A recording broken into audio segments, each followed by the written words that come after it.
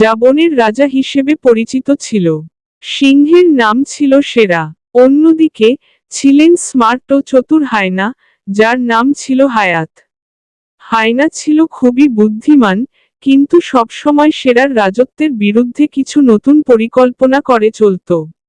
একদিন হায়াত ঠিক করল যে সে বনের রাজা সেরাকে চ্যালেঞ্জ জানাবে। হায়াত পরিকল্পনা অনুযায়ী সে এক বিশাল সভার আয়োজন করল। বনজুড়ে সকল প্রাণীকে আমন্ত্রণ জানালো। সবাই এসে উপস্থিত হলো। সভায় হায়াত বলল, শুনুন সবাই, কেন আমরা সেরাকে ভয় পাই? আমরা কি তার যন্ত্রণার মধ্যে বন্দি থাকতে চাই? সব প্রাণী কিছুটা দ্বিধা দ্বন্দ্বের মধ্যে পড়ল। হায়াত বলল, আমরা সবাই একসাথে যদি কাজ করি, তবে সেরাকে লড়াইয়ে হারানো সম্ভব।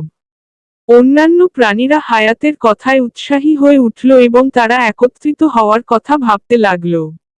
অন্যদিকে সেরার কাছে খবর পৌঁছালো যে হায়াত একটি পরিকল্পনা করছে। সেরা হেসে বলল, সে কি ভাবছে? আমি একা লড়তে হলে কাউকেই ভয় পাই না। কিন্তু সেরা জানত যে হায়াত চতুর এবং সে পরিকল্পনা করে অনেক কিছু করতে পারে। বনের একটি বড় মাঠ নির্ধারণ করা হলো যুদ্ধে। দিনটি এল। সব প্রাণীরা উত্তেজনায় অপেক্ষা করছিল। হায়াত সেরার সামনে এসে বলল, আজ আমরা তরবারির মতো আমাদের শক্তি নিরীক্ষণ করব। তুমি চ্যালেঞ্জ গ্রহণ করো।